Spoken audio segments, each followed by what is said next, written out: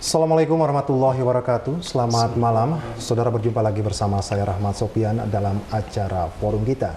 Saudara, hari ini Kamis 6 Juni 2013 bertepatan dengan peringatan Isra Mi'raj Nabi Muhammad SAW.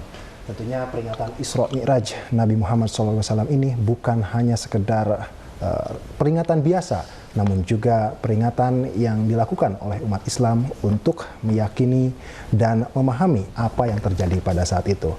Tentu saja nilai-nilai yang terjadi pada saat itu masih relevan dengan kejadian saat ini ataupun alam saat ini. Dan untuk membahas lebih jauh mengenai memaknai Isra Mi'raj, di studio TVRI telah hadir dua orang narasumber. Yang pertama Bapak Dr. Andes Haji Suherman Ediansyah MAG. Beliau adalah mubalik dan juga penyuluh agama Islam di Kementerian Agama Kota Bandung. Assalamualaikum. Waalaikumsalam. Damang Bapak? Alhamdulillah saya. Terima kasih atas kedatangannya. Dan di samping Pak Suherman ada Dr. Ija Suntana. Beliau adalah praktisi pendidikan dan juga mengajar di UIN Sunan Gunung Jati Bandung. Assalamualaikum. Salam. Damang Pak? Alhamdulillah saya. Iya, salam sulnawan. Terima kasih atas kedatangannya. Bapak-bapak narasumber, sebelum kita membincang lebih jauh, terlebih dahulu mari kita saksikan dulu tayangan berikut ini.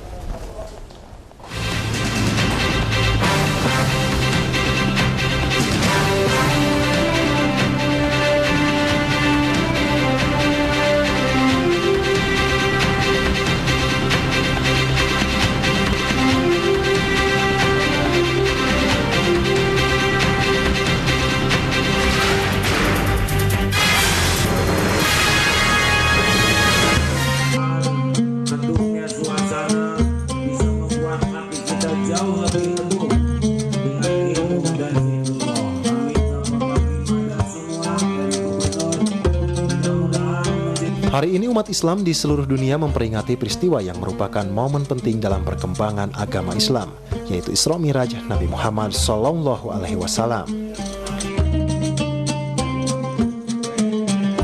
Atas kehendak Allah, peristiwa yang dialami oleh Nabi akhir zaman ini merupakan sebuah perjalanan pada malam hari dari Masjidil Haram di Mekah ke Masjidil Aqsa di Palestina, lalu menuju Sidratul Muntaha atau langit ketujuh. Perjalanan ini dilakukan Nabi untuk menerima perintah Allah berupa kewajiban melaksanakan sholat 5 waktu. Perjalanan Nabi Muhammad SAW merupakan tonggak penting yang menjadikan Islam berbeda dari agama lainnya, yaitu kewajiban melaksanakan sholat. Perintah sholat 5 waktu dalam sehari semalam yang masih kita lakukan hingga saat ini merupakan hasil kesepakatan antara Allah dengan Nabi Muhammad. Sebelumnya Allah memerintahkan Nabi agar umat Islam melaksanakan sholat 50 kali dalam sehari semalam. Banyak hikmah dan makna yang bisa kita petik dari perjalanan Nabi Muhammad SAW. Untuk mengetahui lebih mendalam dan mencari hikmah dari peristiwa Isra Mi'raj Nabi Muhammad SAW, berikut kita simak dalam dialog forum kita TVRI Stasiun Jawa Barat.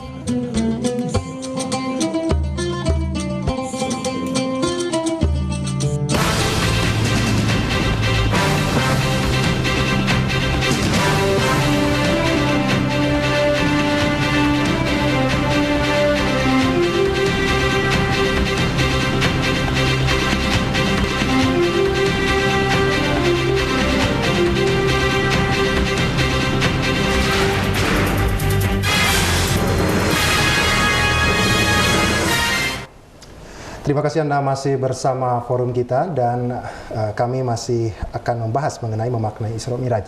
Namun sebelum kita langsung kepada makna, terlebih dahulu saya akan ke Pak Suherman. Pak Suherman, peristiwa Isra Mi'raj ini secara harfiah dikatakan perjalanan pada malam hari Nabi Muhammad dari Masjidil Aqsa Haram ke Masjidil Aqsa, kemudian ke Sidratul Muntaha itu ya. Bisa diceritakan secara singkat sebetulnya kejadian itu seperti apa, Pak? Iya. Isra Mi'raj terjadi itu dilatar belakangi ini luar biasa kepada Nabi Muhammad SAW. Bukan hanya kepada Nabi, memang dalam hidup ini penuh tantangan. Hidup ini di zaman sekarang ini butuh perjuangan, dan perjuangan itu pasti ada tantangan, dan tantangan itu adalah merupakan sebuah hukum alam. Jadi hitung-hitung latihan, tantangan itu ya. Makanya setiap nabi diutus oleh Allah itu tantangannya luar biasa. Nah, salah satu yang diberikan oleh Allah Subhanahu wa taala ujian kepada Nabi Muhammad sallallahu alaihi wasallam. Nah, ini yajlisul haulal Ka'bah al-Mukarramah, ketika Nabi berada di depan Ka'bah, tunduk tawadu berdoa kepada Allah Subhanahu wa taala. Ini datang tamu yang tidak diundang, musyrikin Quraisy. Bukan untuk menyatakan iman, bukan untuk membenarkan keislaman, tetapi upami dina bahasa Sunda itu memberikan tatanjakan. Upami dina bahasa sekarang itu musim pilkada pemilu, boleh saya nyoblos ini, nyontreng ini asal ini. Boleh saya kawin dengan istri ini asal ini. Nah, ini saking hebatnya ini acara, bagusnya ini peristiwa diabadikan oleh Allah dalam Al-Qur'an surat Al-Isra ayat 90 sampai 93. Nih, a'udzubillahi minasyaitonirrajim. Bismillahirrahmanirrahim. Wa qalu lan nu'mina laka hatta tafjura lana minal ardi yambu'a. Ini saya kemukakan sebagai latar belakang Isra dan Mi'raj Nabi Muhammad SAW. Nabi diminta oleh musyrikin Quraisy ini, kami tidak akan percaya kepada kau sehingga kau bisa memancarkan air dari bumi. Jadi dianggap Nabi itu adalah tukang gali sumur. Ya. Jadi bayangkan di Makkah Madinah itu gersang kering kerontang, diminta Nabi untuk memancarkan air. Kehidupan Makkah Madinah itu orang itu airnya dari Jeddah itu kan penyulingan. Betul. Itu Nabi tidak bisa menjawab. Au tuskito sama au takuna laka jannatu minahili wa inabing patupajirol anharo hilalaha tapjiro. Coba kalau kau tidak bisa menjawab Nabi Muhammad itu, coba buat sebuah kebun taman, di dalamnya ada kurma, ada anggur, dan ada sungai-sungai yang mengalir. Jadi dianggap Nabi Muhammad SAW itu lulusan ITB. ITB, ya, ITB jurusan planologi, planologi gitu, ya, perencanaan. Gitu. Ya, disuruh membuat taman. Nabi tidak bisa menjawab. Autus kita sama akama za'am ta'alaina kaisapa.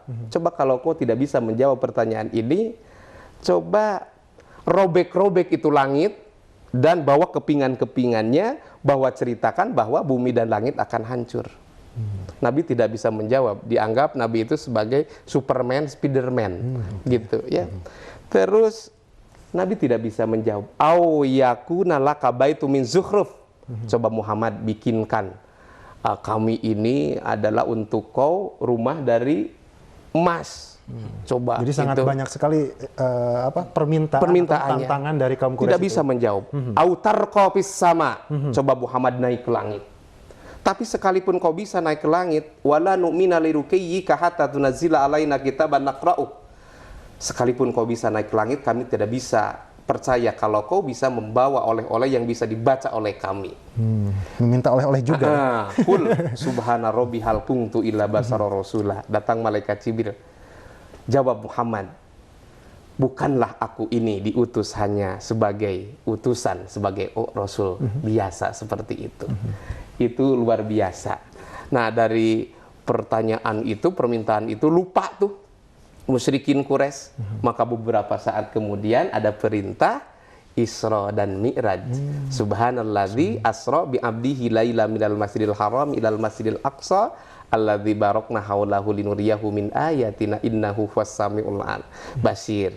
Itu dari Masjidil Haram Makkah, itu 1.500 kilo itu ya. Jaraknya ya? Jaraknya itu ditempuh dalam 40 hari perjalanan. Kalau normalnya? Kalau normalnya. Terus sampai Masjidil Aqsa, melintasi 7 langit, lapis langit sampai Sidratul Muntaha, dan oleh-olehnya adalah sholat yang 5 waktu. Iya. Itu. Nah ini Pak Ija, ketika melihat penjelasan tadi, tentu saja ini membutuhkan satu keyakinan dalam diri manusia yang tentu saja Kalau seperti saya, ketika mendapatkan agama ini misalkan dari orang tua, pendidikan yang begitu ya sudah tertanam dari keluarga. Ini Pak Ija yang juga sering bertemu dengan banyak mahasiswa ini yang seolah-olah kadang-kadang pakai logika, pakai pikiran-pikiran ini. Bagaimana menanggapi tentang kejadian Isra Mi'raj ini, pengalamannya Pak? Jadi Isra Mi'raj itu dalam bahasa orang-orang ilmuwan disebut dengan spirituality big moment. Jadi momen besar spiritualitas di dalam kehidupan Nabi Muhammad. Kalau bahasa Sunda disebutnya teh kejadian rohaka. Jadi sebuah kejadian yang rohaka dan menghasilkan sesuatu yang luar biasa juga. Kenapa dikatakan sesuatu yang luar biasa hasilnya? Karena yang dihasilkan itu sholat. Yang itu sholat ternyata di luar nalar manusia. Dikatakan di luar nalar manusia, yang pertama, Nabi Muhammad itu bukan akademisi. Pernah sekolah-sekolahan bahasa. Kemudian dia juga tidak pernah bersentuhan dengan dunia ilmiah di masyarakat. Sementara dia berhasil menciptakan dia memerintahkan pada umatnya melaksanakan sebuah ibadah yang itu menurut kapasitas kemanusiaan Muhammad gak mungkin bisa dibuat oleh dia. Oleh Muhammad itu ya? Oleh Muhammad. Contoh begini, sholat itu. Orang setelah ruku itu Mas. Setelah ruku ini kan i'tidal ya, betul, bangkit lagi ke atas. Menurut logika yang selalu berpikir tentang keuntungan, kan kenapa harus kembali lagi ke atas? Saya tinggal sujud ke handapnya, kita kudu balik deh kan? Iya sujud aja. Ya, tapi ternyata itu ritme sholat lain di luar nalar manusia. Oleh sebab itu ini hasil dari sebuah kejadian luar biasa, maka hasilnya juga luar biasa. Nah, oleh sebab itu kalau dikatakan bahwa Mi'raj adalah sebuah pengalaman, bukan pengalaman, kejadian yang dialami oleh Nabi Muhammad di luar kemampuan dirinya, itu memang betul. Dan itu dibuktikan oleh para ilmuwan. Tapi apakah Nabi Muhammad ketika itu mengalaminya secara fisik atau secara ruhani, itu biasanya jadi perbincangan para ahli teologi atau ahli-ahli bidang akidah yang semacam itu. Tapi yang jelas bahwa hadirnya Mi'raj secara khusus, kalau Isra itu sebenarnya tidak terlalu menghasilkan sesuatu yang luar biasa, karena perjalanan dari Mekah ke Masjidil Aqsa ke Palestina itu sebetulnya sesuatu yang biasa, dan itu biasa dilakukan oleh orang-orang Arab pada masa itu dalam perjalanan dagang, perjalanan ekspedisi yang lain. Tapi yang luar biasanya itu adalah Mi'rajnya itu. Jadi Nabi Muhammad menembus dimensi kemanusiaannya ketika itu. Secara fisik kalau Nabi Muhammad ketika itu berangkat dan menembus beberapa lapisan langit yang dikatakan tadi Pak Suherman itu, menurut fisik biasanya kan hancur. Dan itu harus memiliki piranti yang menurut sangat luar saya biasa, itu kan luar biasa dan harus bisa menghindar atau menahan dari hantaman material yang menghancurkan fisik Nabi Muhammad ketika itu. Tapi Nabi Muhammad dengan kekuasaan Allah bisa sampai ke langit yang menurut ukuran manusia tidak mungkin bisa dilakukan. Oleh sebab itu disebutnya spirituality big moment. Jadi bahasa Arabnya disebut al-waqi'atul udma. Kejadian luar biasa. Nah, kenapa dikatakan juga kejadian luar biasa? Karena Isra Mi'raj itu juga menghasilkan hentakan luar biasa bagi kalangan orang Arab ketika itu yang sebelumnya tidak terlalu percaya kepada Nabi. Ada beberapa orang yang kemudian setelah itu dia percaya terhadap apa yang dilakukan oleh Nabi. Kemudian kalau orang seperti Abu Bakar yang lain-lain itu tidak harus diyakinkan lagi ya kan, dia otomatis sudah percaya.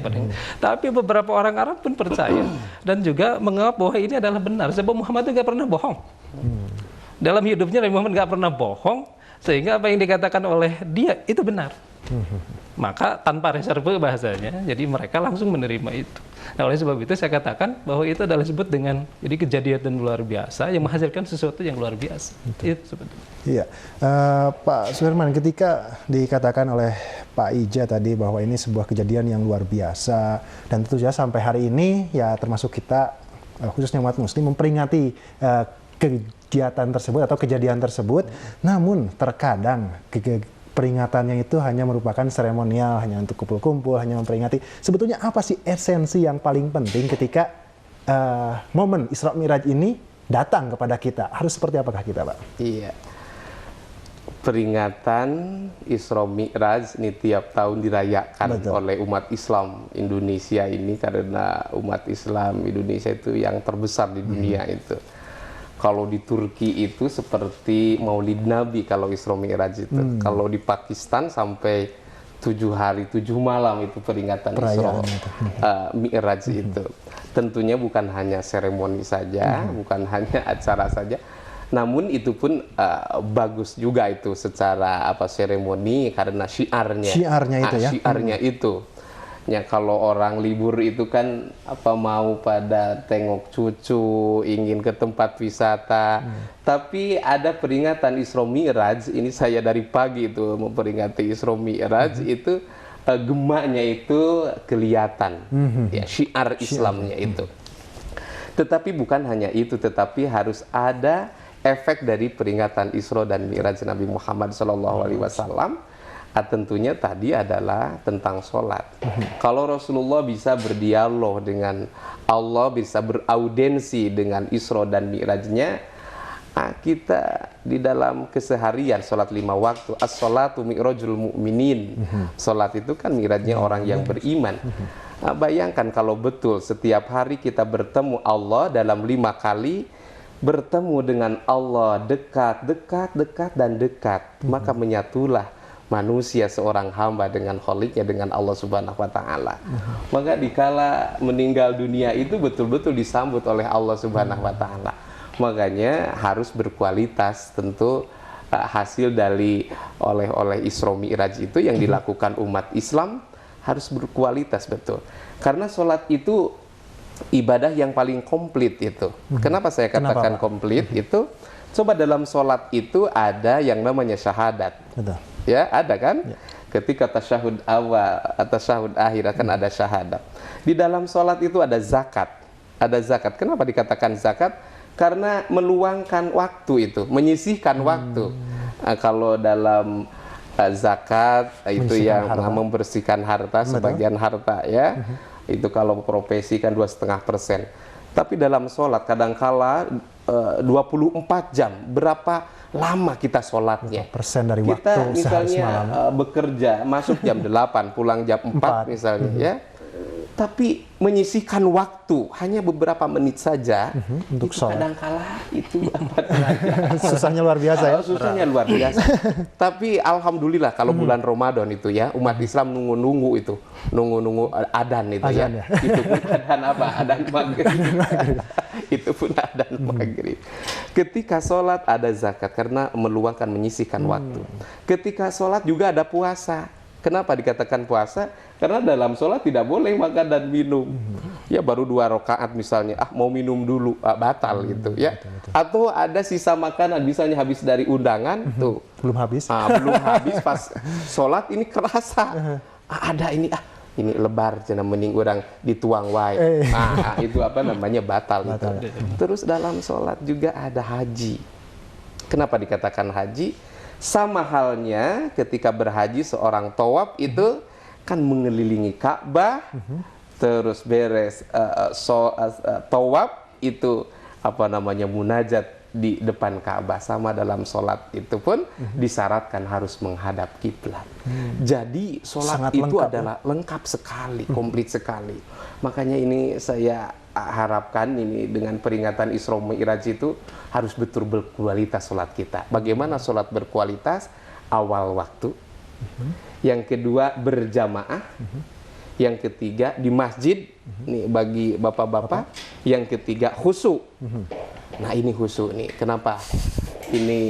Ini penting sekali nih dibahas kehusuan sholat. Karena banyak orang yang melakukan pelanggaran-pelanggaran, misalnya umat Islam itu sholatnya getol. Tapi luar biasa itu maksiatnya. STMJ, sholat terus maksiat jalan. Yang terakhir sholat berkualitas itu adalah ikhlas lillahi ta'ala. Ya, Pak Ija, ketika tadi yang dibawa oleh Nabi Muhammad setelah melakukan Isra Mi'raj itu merupakan salah satu sholat itu tadi dijelaskan oleh Pak Suherman ternyata merupakan ibadah yang sangat lengkap. Tapi bagaimana ketika melihat tadi juga sempat disinggung sedikit orang itu tetap melakukan sholat, tapi apa yang sudah Nabi lakukan saat itu, perjalanan yang luar biasa itu, tapi tidak bisa merubah hatinya yang kecil itu gitu, sehingga masih tetap saja melakukan hal-hal yang kurang baik. Kalau menurut Yusuf Qaradawi katanya bahwa antara orang muslim dengan sholatnya itu, jadi al-muslim fi wadin wassalah fi wadin ukhra. Jadi orang muslim di satu lembah, sholatnya di lembah lain itu kata Yusuf Qaradawi katanya begitu. Kenapa tidak matching bahasanya antara sholat dengan perilaku dan dengan keseharian? Tampaknya karena dianggap bahwa sholat itu adalah kewajiban formalitas, tidak bagian dari sebuah tuntutan ruhani orang yang harus berefek terhadap kelakuan. Kalau Quran bilang bahwa sholat bisa mencegah kemungkaran, paksa, dan lain-lain, itu tampaknya efek yang belum terasakan oleh kita. Termasuk juga mungkin oleh kita sama juga. Secara total kita belum merasakan bahwa sholat itu menjadi sebuah pengendali dalam kehidupan kita sehari-hari. Nah, kenapa dikatakan juga sekedar ibadah formalitas tadi? Karena bahkan kita ketika sholat itu merasa ini adalah sebuah tekanan, Pak, dan bukan sebuah kenikmatan. Tadi yang dikatakan itu keikhlasan itu yang paling ini tekanan, Pak. Sehingga apabila tidak melakukan itu serasa sesuatu yang akan merugikan diri saja, itu kira-kira. Padahal sebetulnya bukan itu yang jadi tujuannya. Dalam sholat itu harus mencerminkan segala rupanya lah. Kalau sholat ada ruku, di sana ada tandanya tawadu. Ada sujud, ada penganggapan bahwa diri tidak memiliki apa-apa, lalu menganggap bahwa Allah Maha Besar, itu segala sesuatu harus dianggap tidak ada artinya, kecuali itu adalah hanya dipersembahkan untuk kebaikan orang banyak. Saya pikir kan harusnya terinspirasi orang dengan sholat semacam itu.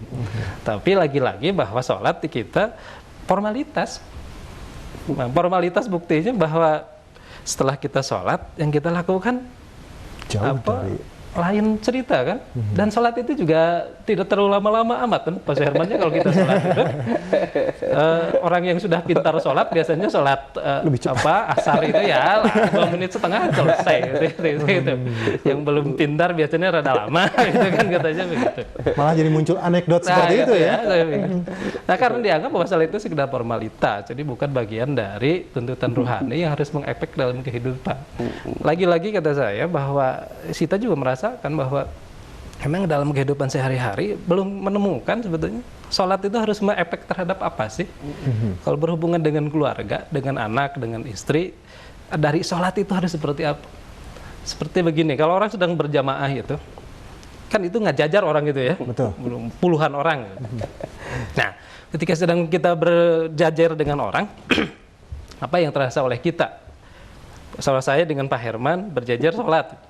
Hati saya tingker mau nonton Persib, pikiran Pak Herman ke nonton Liga Spanyol gitu, akan ke nonton Liga Italia, saya pikir gitu. Macam-macam kan gitu. Karena tidak tersatukan dan tidak terfokus. Dan tidak terasa bahwa sholat itu adalah keharusan yang menghasilkan perilaku baik. Inna sholata tanha 'anil fahsya'i wal munkar itu kan target tertinggi sebetulnya dalam sholat. Mungkin belum memahami itu. Oleh sebab itu bukan wajar sebetulnya anomalinya, jadi penyimpangannya sholat berjalan tapi mencari uang orang lain juga berjalan gitu ya. Kemudian persis seperti haji berangkat juga sama, tapi ketika selesai haji tidak memiliki efek dengan apa yang dia harus lakukan dalam kehidupannya. Oleh sebab itu saya pikir sholat itu harus diterjemah ulang. Urusan seperti khusyuk yang semacam itu sebetulnya itu kan perbincangan fikih. Padahal seperti gini, khusyuk itu sebetulnya apa? Orang khusyuk itu kan sederhana. Jadi ketika Bapak baca Allahu Akbar, ingat sedang membaca Allahu Akbar. Ketika sedang ruku, kita ingat sedang ruku. Ketika sedang sujud, ingat sedang sujud. Ketika baca Fatihah, ingat sedang baca Fatihah. Itu kan selesai sebetulnya. Tidak terlalu sulit sebetulnya. Iya, nggak sulit-sulit amat itu kan. Tapi kadang kita sholat itu autopilot, Pak. Jadi berjalan dengan begitu saja dan selesai Assalamualaikum saking tuh lupa. hafalnya itu ya. Autopilot itu, berjalan secara otomatis. Dan ketika bermakmum atau berjamaah, sholat yang dibaca oleh imam itu apa? Juga lupa itu. Padahal al-ikhlas yang dibacanya ketika Assalamualaikum dulu. Tampaknya mungkin kita terlalu formalitas menurut saya sholat. Pak Suherman, kembali ke momen peringatan Isra Mi'raj ini ketika memang tadi ada sebagian masyarakat Muslim menjadikan sholat tadi sebagai formalitas saja. Sebetulnya ini apa sih yang harus diperbaiki? Apakah memang pemahaman akan sholatnya yang memang kurang, atau sebetulnya tadi malah masih ada perasaan sih ketika nggak sholat takut gitu. Tapi belum ada, selain punah atau selesai dari rasa takut itu, dia belum mendapatkan dampak apa-apa. Ini kenapa, Pak? Iya. Tadi dikatakan bahwa hidup penuh tantangan, ya, tantangan perlu perjuangan. Di dalam sholat sebetulnya kalau betul-betul kita lakukan, ya, dan bukan hanya kewajiban lagi, tetapi merupakan sebuah kebutuhan, sholat bisa menjadi pemecah problem kehidupan. Dalam Al-Quran, wasta'inu bisobri wassolah, wa innaha lakabiratun illa alal khosiin. Minta tolonglah kalian. Ini kata Allah, bisobri dengan sobar. Ibnu Taimiyah mengatakan bahwa sobar itu adalah usaha. Wassolah dengan sholat. Ini kehidupan kan banyak sekali. Ada yang ingin ini, ada ingin itu, anak-anak kepengen ini, orang tua, pejabat rakyat. Wa innaha, dan sungguhnya sholat itu lakabiratun, sungguh berat, illa alal khosiin, kecuali bagi orang yang khusyuk. Nah, kenapa sholat tidak bisa menjadikan pemecahan, misalnya, ya? Ini banyak kan orang, Ustadz, saya sholat terus, alhamdulillah, tetapi problem kehidupan bertubi-tubi, misalnya, sudah jatuh, tertimpa tangga. Kalau begitu mas saya nggak akan sholat, katanya gitu. Kan ada orang yang begitu. Berpikiran seperti itu. Berpikiran seperti itu. Kata saya, cinta boleh hancur, harapan boleh tak terwujud, tapi putus asa janganlah ada.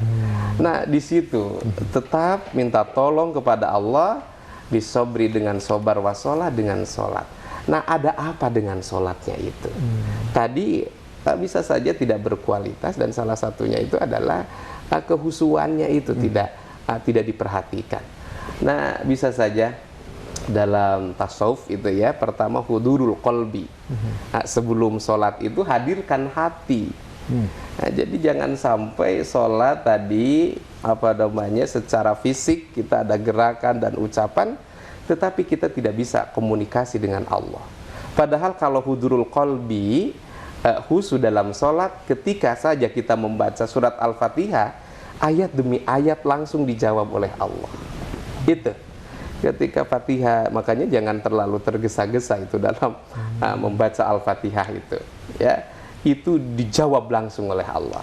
Hudurul qalbi, tafahum, memahami apa yang dibaca. Seperti kita mengajukan proposal, Pak Dokter, kalau tidak dipahami mana mungkin bisa dijawab, ACC, itu kan, ya? Gitu ya, tidak di ACC seperti itu. Haibah, jadi haibah itu rasa takut. Ketika sholat ada perasaan takut. Takut bukan berarti pengecut, ya. Takut dalam aktivitas kita banyak kesalahan-kesalahan. Terus ada haya. Haya itu merasa malu. Ketika sholat harus ada perasaan malu. Malu setiap hari kita diberi rizki oleh Allah, diberi anugerah oleh Allah Subhanahu wa Ta'ala, tetapi dalam hal sholat seperti ini, ketika sholat harus ada perasaan malu seperti itu. Terus ada ta'dim, ya, ada ta'dim, penuh penghormatan ketika sholat itu. Jadi tadi bukan hanya fisiknya saja, makanya sebelum Isra dan Mi'raj Nabi Muhammad SAW dalam hadis itu kan dibedah dulu dadanya, ya, terus dibersihkan dengan air zam-zam.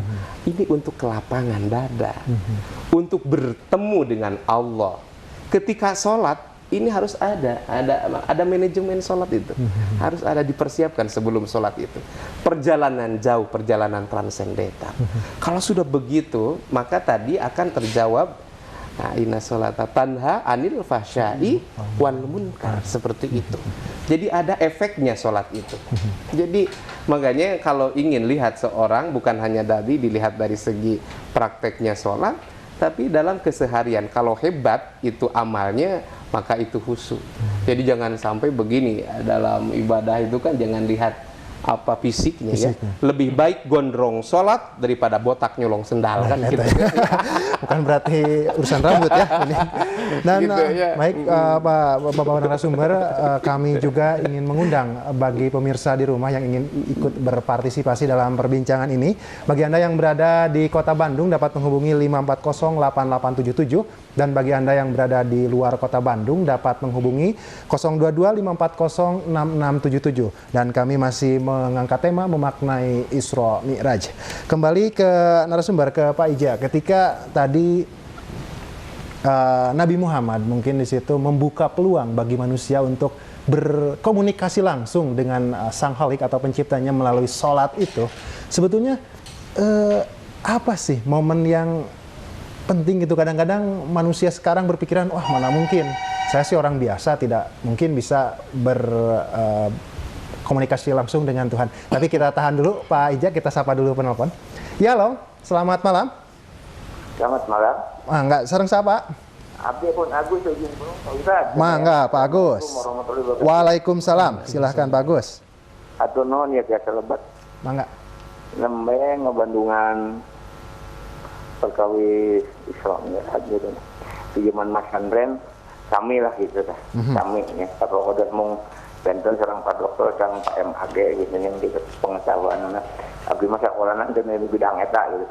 Tapi saya etik Mohon. Kumaha Pak? Umat muslim gitu nya. Ya, bagaimana Pak? Pengalaman oge ka tanah suci gitu kirang langsung gitu. Rada paham seutik. Mung aya rada bimbang seutik gitu ya, kan bimbang jadi ngurangin keyakinan kan.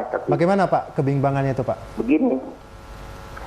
Saya baca salah satu majalah yang disampaikan di forum Mahkamah Konstitusi dalam acara gugat masalah undang-undang penodaan agama kaitannya dengan masalah iman Islam menyangkut masalah sholat. Anu bade ditaruhkeun teh kieu Pak. Sebagian masyarakat menganggap sanggulna teh bahwa rukun iman dan rukun Islam itu merupakan paket yang turun dari langit. Dan nuterawas di sana senterasnya rada ngeganggukan pemikiran simguring. Padahal rukun iman dan rukun Islam adalah rumusan yang dibuat berdasarkan interpretasi kelompok Asy'ariyah. Rumusan itu bukanlah dogma final, sehingga tidak bisa dijadikan sebagai parameter menilai sesat atau tidaknya kelompok lain. Nah dalam konteks ayeuna oleh Isra Mi'raj bentukna sholat, eta kumaha ieu teh disebutkeunana ieu teh menurut kalangan ahli. Kayak ahli hukum ieu, ahli kalebet ahli hukum ada kok dokter calon Pak MAG eta ieu teh. Aya pendapat seperti itu dibewarakeun, disidangkeun dina forum Mahkamah Konstitusi.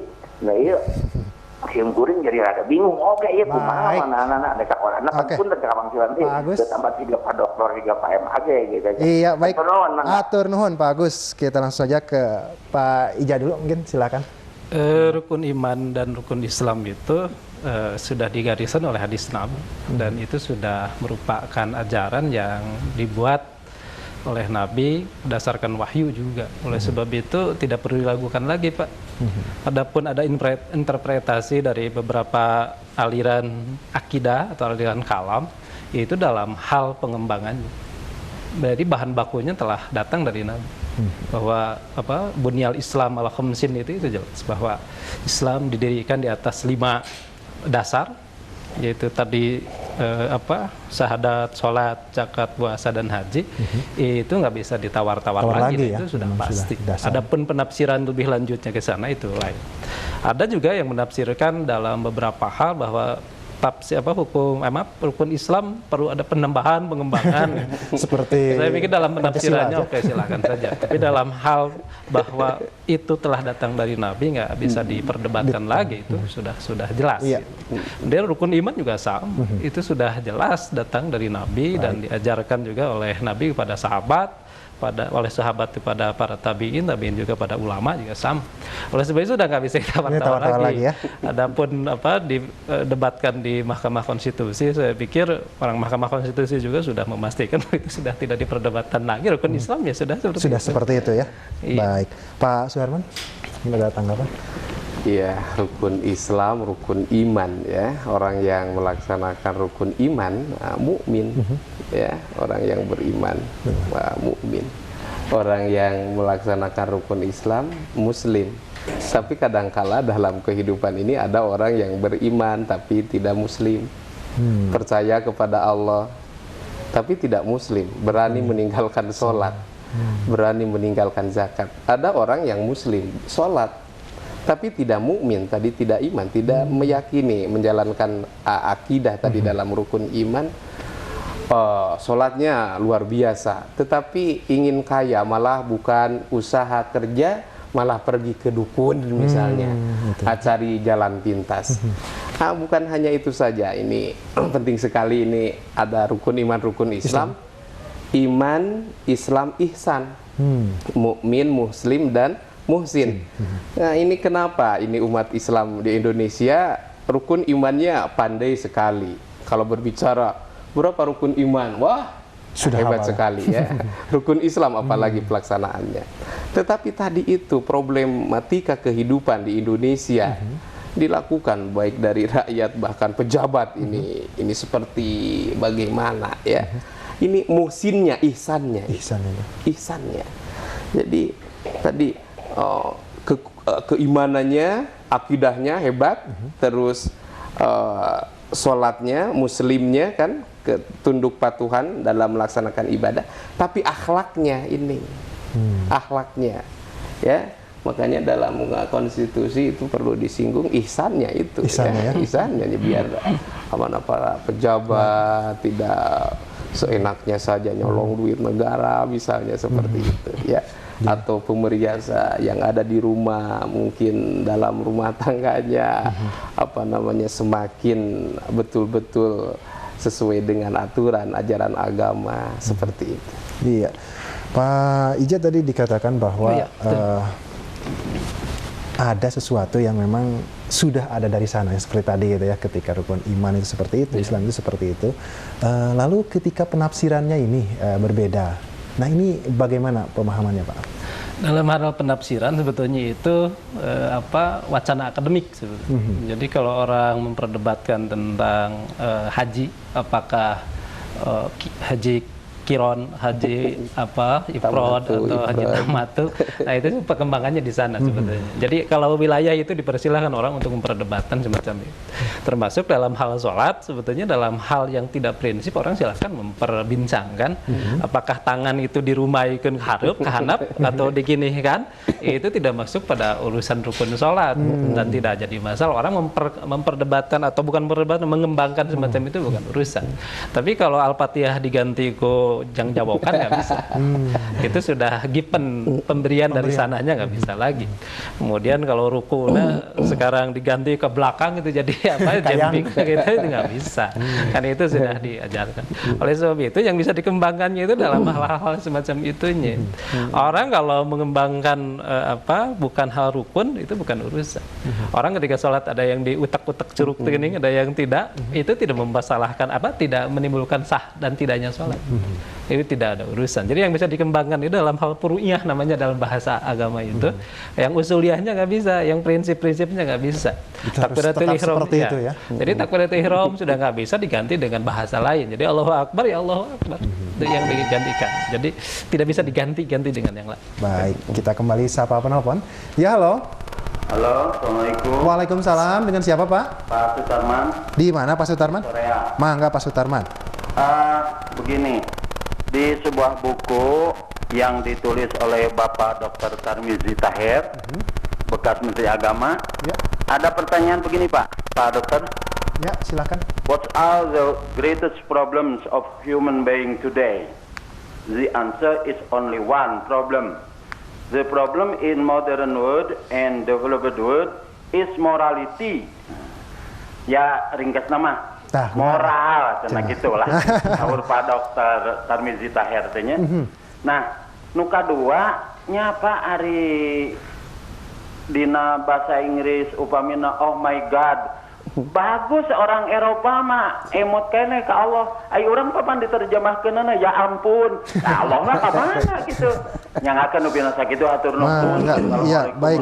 Terima kasih Pak Sutarma di Soreang. Ke Pak Suherman dulu, ini ketika moral gitu. Sebenarnya apa sih yang bisa, tadi kan kita membahas bahwa Isra Mi'raj salah satunya untuk mengevaluasi atau melihat kita tentang sholatnya karena itu Allah. Nah, kalau bagaimana dengan moral, apakah momen ini juga bisa dijadikan untuk memperbaiki moral manusia? Ya, ya dengan sholat ini bisa momen ini dijadikan untuk merubah, ya merubah moral bangsa kita misalnya, khususnya di Indonesia. Tadi kan dikatakan inna sholata tanha anil fahsya'i wal munkar. Nah, kalau orang sudah bersatu dengan Tuhan misalnya, ya, apapun yang dilakukan ketika sholat saja, kita ketika iftitah ya, inna sholati wa nusuki wa mahyaya wa mamati lillahi rabbil alamin. Sesungguhnya sholatku, ibadahku, wa mahyaya dan hidupku, wa mamati dan matiku lillahi rabbil alamin, hanya untuk Tuhan semesta alam. Tetapi begitu beres sholat, itu udah lupa lagi. Itu kan kau yang berjanji, kau yang mengakhiri, kau yang berjanji, kau yang mengingkari, ya. Mengingkari, kau yang mulai, kau yang mengakhiri. Itu kan setiap berjanji kan ketika sholat itu. Tapi dalam prakteknya, kenyataannya, begitu beres sholat lupa lagi. Makanya kalau ini benar-benar, ini saya harapkan ini dengan peringatan Maulid Isra Mi'raj Nabi besar Muhammad SAW, ini betul-betul apa yang janji kita kepada Allah Subhanahu wa Ta'ala bisa direalisasikan dalam kehidupan itu. Mau melakukan kejahatan misalnya, ingat apa ya waktu sholat itu. Ingin melakukan penipuan misalnya, apa yang diucapkan waktu sholat itu. Maka ia akan tidak berani untuk melakukan tindakan-tindakan yang tidak dibenarkan oleh ajaran agama dan dari agama seperti itu. Pak Ija, ketika tadi dikatakan bahwa dalam sholat itu pengikraran atau pengucapan sumpah dan bukan pada yang sembarangan, langsung kepada Tuhan gitu ya. Ini kenapa sih ketika sekarang itu manusia lebih mudah untuk mengingkari janjinya kepada Tuhan daripada kepada orang lain gitu. Nah, ini gimana nih Pak? Oke, saya menjawab dulu itu yang satu terakhir itu, kata Pak siapa tadi yang nanya itu dari Soreang. Pak Sutarman. Pak Sutarman. Oh my God, itu memang itu kayaknya terjemahan yang sangat keliru ketika justru terjemahan jadi astaga, Pak. Astaga. Nggak tahu dari mana terjemahannya itu, tersesat luar biasa menurut saya. Orang Barat itu saya pernah konfirmasi pada mereka, benar kan yang disebut dengan oh my God itu adalah astaga. Oh, mereka kaget. Astaga itu tidak ada hubungan dengan kami. Kalau Islam oh my God seperti ya Allah diin Anda. Nah, itu memang keliru kita menerjemahkan kata-kata oh my God tiba-tiba dengan ya ampun, kemudian astaga, itu terlalu jauh. Dan menurut saya ahli bahasa pun juga akan mencibir itu. Saya bukan ahli bahasa, tapi ahli bahasa akan mencibir itu menurut saya karena terlalu jauh. Maknanya memang makna jauh-jauh amat. Jadi astaga itu di mana dongeng? Lalu yang kedua tadi tentang moral ya, kata Pak Sutarma, betul bahwa problem moral itu adalah problem semua orang tampaknya, dan harus diselesaikan oleh banyak orang, harus dikeroyoki itu, bahwa semua orang harus bagaimana bahwa moral itu dari diri dulu sebetulnya supaya baik. Memang dalam sholat terkadang kita juga merancang untuk berbuat jahat juga terkadang gitu. Bagaimana nih Pak? Merancang berbuat jahat ya? Saking tidak khusyuknya ya. Jadi minggu harap yang mana yang dicokot ke saya di bagian itu sudah dalam sholat itu kadang sudah terancang. Karena dalam sholat itu terkadang kita juga merancang hal-hal yang sebetulnya bukan bagian dari sholat. Kalau orang percetakan ibaratnya teh mau nyetak buku itu timiti Allahu Akbar salam beres ya teh ceritanya nyetak buku teh itu aja gitu. Kronologis percetakan itu beres itu. Ketika sholat pun gitu. Nah, oleh sebab itu tampaknya jawabannya adalah bagaimana supaya khusyuk. Ya, nah itu tampaknya latihan yang luar biasa harus kita lakukan. Kemudian memang moral itu tampaknya menurut saya ini mudah-mudahan juga tidak terlalu benar apa yang saya katakan. Tidak ada hubungan sebetulnya dengan sholat. Artinya begini Pak, tidak ada hubungan dengan sholat. Karena sholat itu kan sebetulnya fikih sekali. Jadi sholat itu antara sah batal itu yang paling dominan. Jadi kalau bapak sedang sholat atau ibu sedang sholat, pemirsa TV sekalian, jadi menurut fikih mau sholat sambil riak seria apapun dan sambil ujub sekalipun itu sah Pak, menurut fikih. Menurut tasawuf tidak ada maknanya.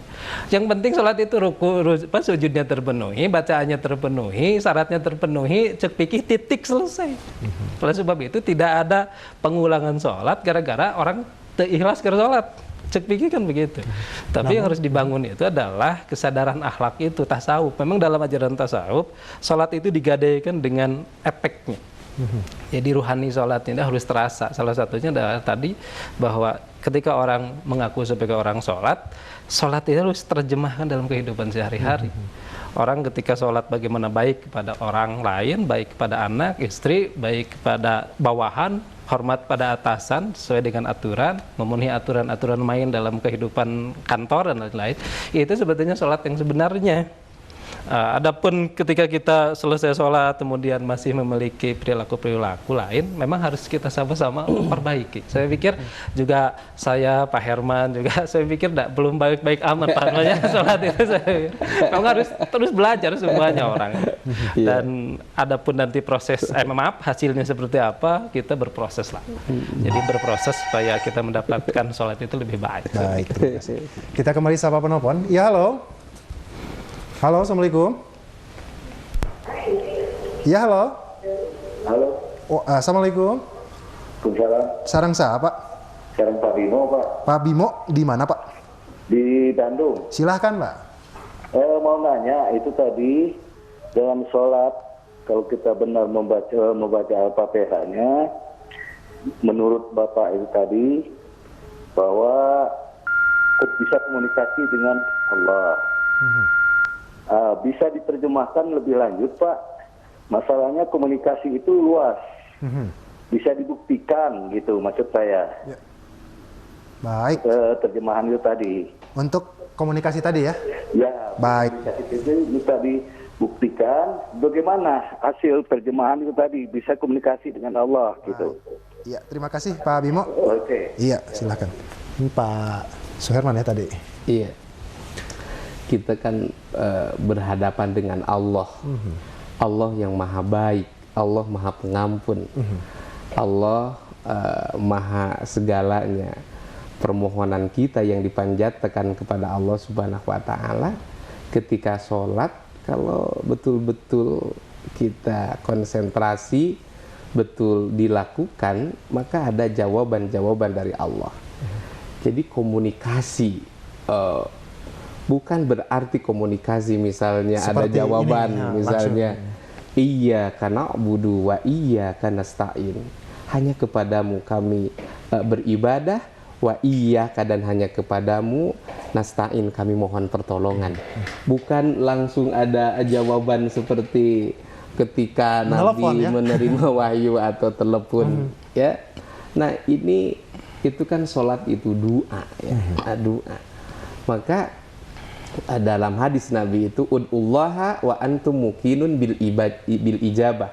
Berdoalah kalian kepada Allah dan kalian harus yakin doa kalian diijabah. Makanya ketika sholat itu yakin bahwa sholat kita diterima setelah melihat apakah sesuai dengan fikihnya tidak. Ya diterima atau tidak itu urusan Allah. Tapi efeknya tadi memahami yang apa kita baca. Terus ini di dalam al-hadis ya. Itu dalam i'tidal terakhir sami Allahu liman hamidah misalnya dalam sholat itu.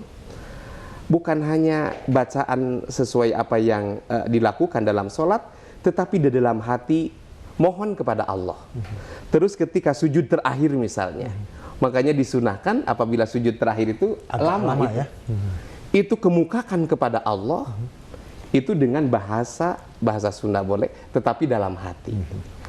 Itu insya Allah komunikasi dengan Allah melalui batin, melalui hati. Insya Allah begitu sholat itu dijawab oleh Allah Subhanahu wa Ta'ala. Asal yakin tadi itu. Makanya tidak boleh manusia itu ragu dengan Allah Subhanahu wa Ta'ala seperti itu.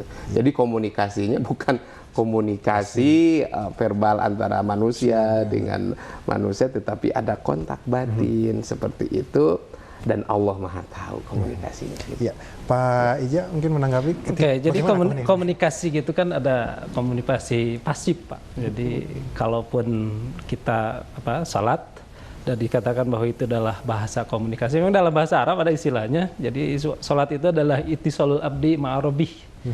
Jadi hubungan antara hamba dengan Allah, dengan Tuhannya. Bahasa Arabnya memang ada itu istilahnya. Tapi yang dimaksud dengan komunikasi itu bukan komunikasi dalam teori komunikasi. Ada komunikator sama komunikan, nggak ada itu. Jadi komunikasi itu adalah bahwa ketika Allah memerintahkan sholat, kita melakukan sholat, dan ternyata dalam hadis qudsi juga ada sebetulnya.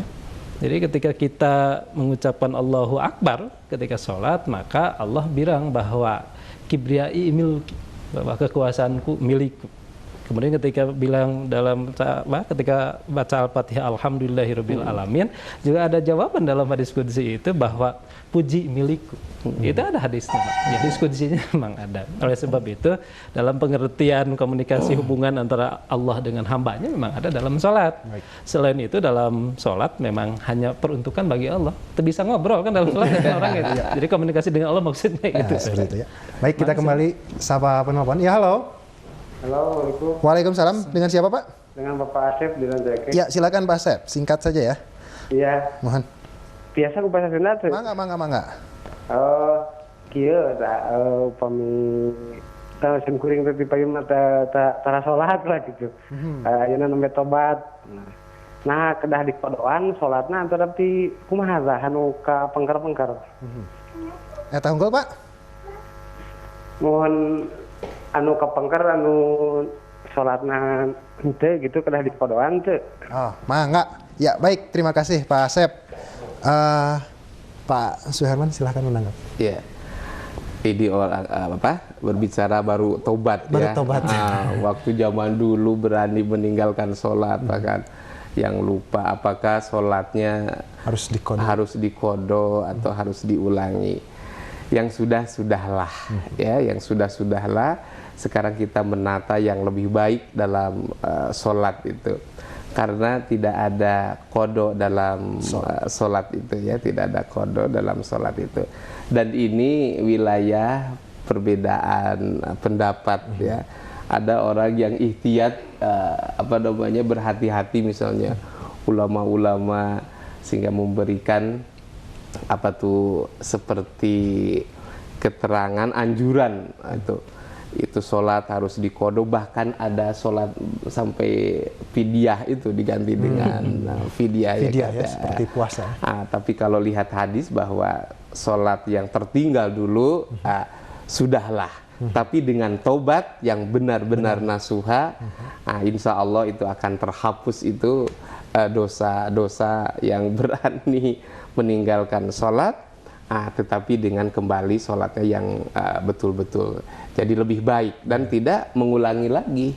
Nah, kalau sholat dulu ditinggalkan, sekarang sudah tobat, berani lagi, itu lebih bahaya, itu bahkan lebih dahsyat dosanya kepada Allah bila melakukan seperti itu.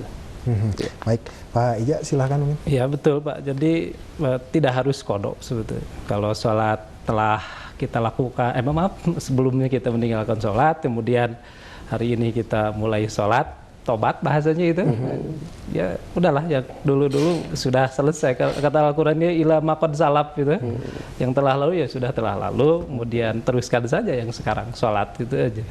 Memang ada ulama yang menyatakan bahwa untuk keamanannya bahwa sholat yang telah lama ditinggalkan itu diulangi atau dilaksanakan. Itu disebutnya menimbulkan masyakat. Sebab menghitung ayeuna Bapak kalau umurnya geus 60 tahun, karek sholatnya di umur 55 tahun, itu sampai mehna kan ngitung sabarang kali sholat. Itu susah juga. Oleh sebab itu ajaran agama Islam itu sangat ringan, tapi tidak boleh diringan-ringan. Itu sudah yang dulu-dulu. Jadi yang mulai sekarang. Baik, ya. Singkat saja Pak Ija, apa yang Bapak harapkan ketika ada momen peringatan ataupun makna tentang Isra Mi'raj? Singkat saja, Pak. Oke, jadi ini yang kita pelajari dari Nabi ketika dia Mi'raj secara khusus. Jadi beliau itu mengalami sebuah pengalaman yang luar biasa dalam kehidupan ruhaninya. Tapi setelah dia dalam kehidupan ruhaninya mengalami puncak, tapi dia juga kembali lagi kepada kehidupan normal. Itu yang paling penting. Betul bahwa kita adalah cari itu pengalaman spiritual bahasanya atau pengalaman ruhani setinggi mungkin, tapi jangan lupa mengingat kehidupan yang biasa. Sebab Nabi ketika dia telah sampai ke Sidratul Muntaha, Pak Herman, dia kan kalau menikmati spiritualitasnya atau ruhaninya nggak akan kembali itu. Tapi dia kembali lagi kepada bumi, ke dunia, kemudian dia bergaul lagi dengan masyarakat banyak, dia jadi berusaha lagi, dia memimpin masyarakat lagi, dan dia juga jalan-jalan ke pasar juga biasa, makan biasa gitu. Kemudian berkehidupan seperti manusia normal, tapi kita menganggap bahwa sebetulnya kan dia sudah mengalami ruhani yang luar biasa. Tapi enggak, Nabi itu kembali kepada kehidupan normal, tapi terkendali, itu yang paling penting. Jadi pengalaman ruhani yang dibawa oleh Nabi itu jelas-jelas mengendalikan dia dalam kehidupannya. Seperti seperti sholat kita, Pak, harus mengendalikan kira-kira dalam kehidupan kita. Silahkan Pak Suherman, singkat saja.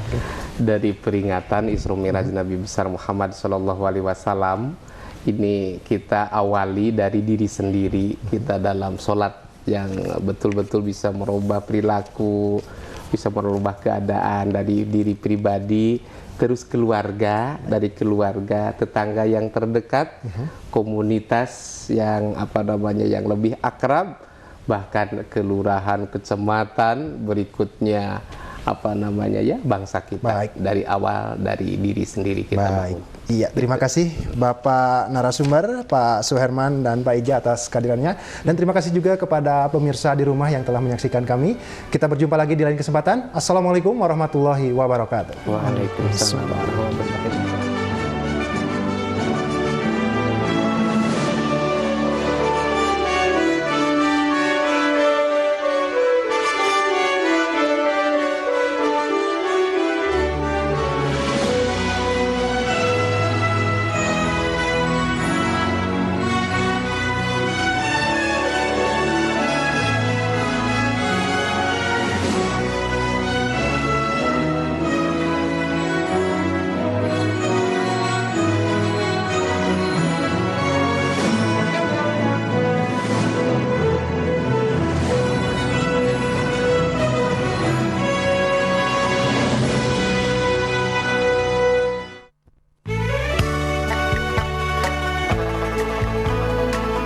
Konsultasi ahli TCM hadir untuk melayani Anda. Pengobatan tradisional Shinsei Ganesha khusus mengundang konsultan Shinsei ahli TCM. Senior dari Cina yang sudah berusia sekitar 60 tahun, Profesor Shinsei ahli, sudah memiliki pengalaman klinis selama 40 tahun mengatasi radang hidung, sinusitis, sering bersin, radang tenggorokan, batuk, asma, sesak nafas, radang ginjal, batu ginjal, radang, tumor, pembengkakan, prostat, radang, kembung, mual, hepatitis, kanker payudara, benjolan di payudara, kanker rahim, frigrid, haid tidak teratur, radang usus, tumor usus, sering sakit kepala, rematik, stroke, ayan, penyakit jiwa, dan kanker tulang.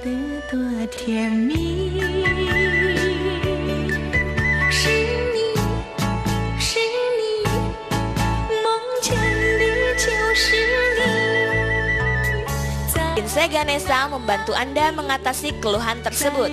Kunjungilah Shinsei Ganesha di Jalan Pasir Koja nomor 28 Bandung. Datang berobat ataupun berkonsultasi, bergegaslah. Tabu berbunyi, gemparkan alam sunyi, berkumandang suara azan mendayu, memecah sepi, selang-seli, sahutan ayam. Tabu berbunyi, gemparkan. Pemirsa, sebelum kita bergabung bersama TVRI Nasional, ada baiknya jika kita memeriksa terlebih dahulu hal-hal apa saja untuk kegiatan esok hari, agar seluruh kegiatan esok hari dapat berjalan sesuai dengan yang Anda harapkan. Kini saatnya kita untuk bergabung bersama TVRI Nasional. Terima kasih atas kebersamaan Anda bersama TVRI Stasiun Jawa Barat. Sampai jumpa. Wassalamualaikum warahmatullahi wabarakatuh.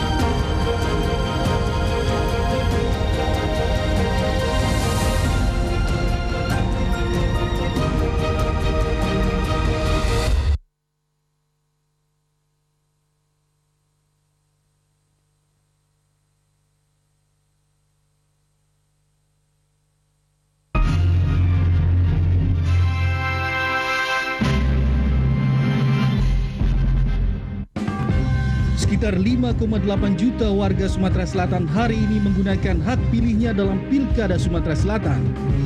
Rencana kenaikan BBM memicu kenaikan harga sembako di Jawa Tengah.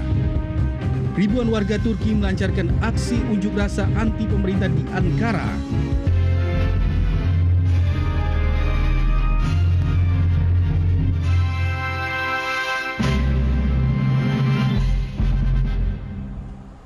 Selamat malam, TVRI kembali hadir ke hadapan Anda dalam Indonesia Malam Kamis 6 Juni 2013 bersama saya Irena Sugiharto. Dan saya Adi Priyatmoko. Ya, dan selain 3 laporan utama tadi, kami juga menyampaikan informasi mengenai pengakuan 4 warga sebagai keluarga korban bom bunuh diri di Poso dan latihan bersama TNI dengan militer Amerika Serikat. Selain itu, saudara, informasi mengenai makna peringatan Isra Mi'raj Nabi Muhammad SAW dan informasi mengenai pembukaan Jakarta Fair di Kemayoran, Jakarta akan kami hadirkan dalam Indonesia Malam hari ini. Baik saudara, inilah Indonesia Malam selengkapnya. Proses pencoblosan pemilihan kepala daerah Sumatera Selatan dilangsungkan hari ini. Proses penghitungan cepat untuk suara sementara juga telah mengeluarkan nama 1 pasang dan 4 pasang kandidat yang ada. Informasi selengkapnya akan disampaikan oleh Wimayase dari TVRI Stasiun Sumatera Selatan. Wimayase. Baik, terima kasih saudara. Berdasarkan hitung cepat beberapa lembaga survei, Haji Alex Nurdin dan Ishak Meki memperoleh suara terbanyak pada pemilu kada Sumatera Selatan yang dilaksanakan hari ini.